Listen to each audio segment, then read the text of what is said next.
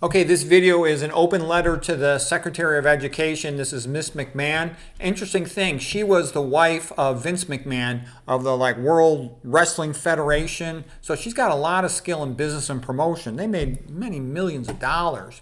Okay, and she was named, I think, just recently as the Secretary of Education for the United States, which is great. Somebody who actually has some real life experience and, isn't, seems like, she's got good intentions.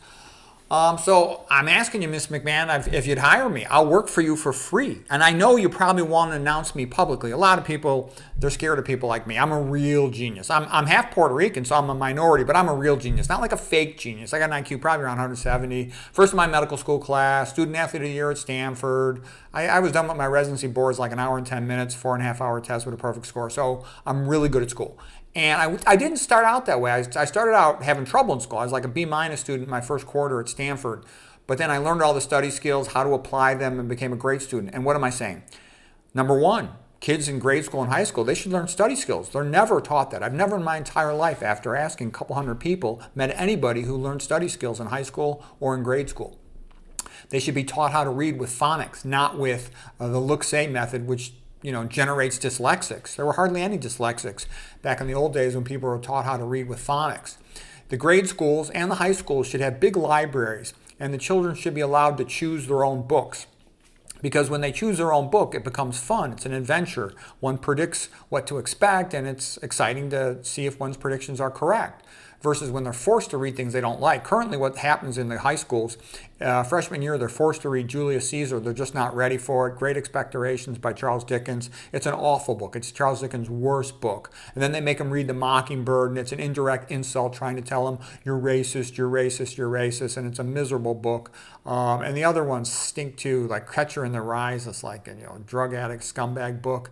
Those are all worthless books, okay? I mean, Julius Caesar is a good book when a person's older. They're just not ready for it as freshmen in high school.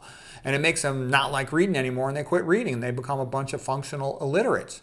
Okay, so like I said, I'll work with you for free. I'll give you advice to help you, and you could keep me a secret. I just want to make schools better. And you should get all these jerks out of the schools, all these psychologists trying to, they're a bunch of communists trying to harass the families, trying to get kids to snitch on their families and, break up families. They're evil, okay? And they should stop treating attention deficit with medications. That should be treated primarily with diet, okay? Not with, amphetamines. That's insane. And you should get all those gender-affirming, people out of these schools that are castrating all these children. That's ridiculous. And no more of this drag queen story hour nonsense, okay?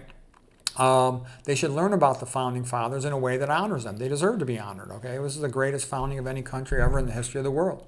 They should learn about the ancient Greeks and Romans. You can't understand Western civilization and Western literature if you don't know something about the ancient Greeks, the ancient Romans, and the Bible, okay? It's essential. Go ahead, teach it as so-called literature. You need to have a familiarity with that to understand the structure of Western civilization. I think they should also have a class in art appreciation. They should take a class in learning how to draw, because when you see all that magnificent art and you recognize how great it is, you can't unsee it. And that's a very inspiring thing to realize what mankind is capable of. For example, to see the paintings of the Sistine Chapel ceiling and the far wall on Judgment Day. They're so extraordinary that a person could be inspired by that the rest of their life. That'll give you some energy, when you say, gee, Michelangelo painted all that so quickly. Oh my God, I can work harder. What else? They should learn music appreciation history. They should know about Bach. They should know someone like Bach dedicated every song to the glory of God. They should know about Mozart and Beethoven and Handel. What else comes up? Oh, as far as study skills, a good book, if you want to take a generic one that would be safe, that would be Super Memory Super Student by Harry Lorraine. Simply teaching students how to use their memories more effectively, how to make word associations, acronyms, mnemonics, letter, number, alphabet. All of that stuff will help a student a lot. My book is much more assertive, much more advanced. It's called Underground Guide to Study Skills. So you're welcome to read it and then apply that to help students. And I wrote a whole bunch of other ones, Straight A at Stanford on to Harvard, How to Raise IQ, Become a Genius, and then quotes. A good way for students to learn the history of the Western world is to read biographies, of course. They should learn history by reading biographies. Oh, other things I would recommend. They should learn useful things in high school. Nowadays, students forget everything in high school because it's all a bunch of meaningless nonsense, like memorizing vocabulary lists of disconnected words. Nobody's going to retain that. They should learn how to buy a car, how to change the tires on a car, how to change the oil on a car, things like that.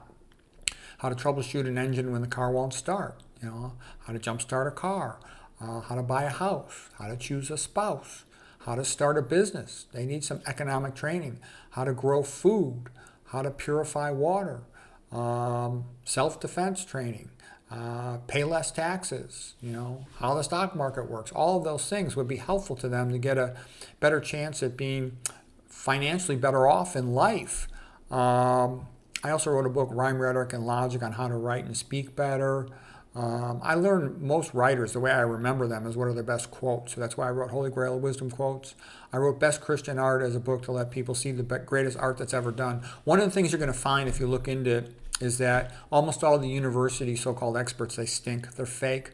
They're all conformist wimps who just sort of, read off the list of whatever's in fashion at the moment, versus I just took the best paintings. There's none of this, stick drawings, fat female fertility goddesses, or modern art nonsense. Modern art is all fake. It's the emperor's new clothes. So none of that kind of stuff. Best Christian songs, too.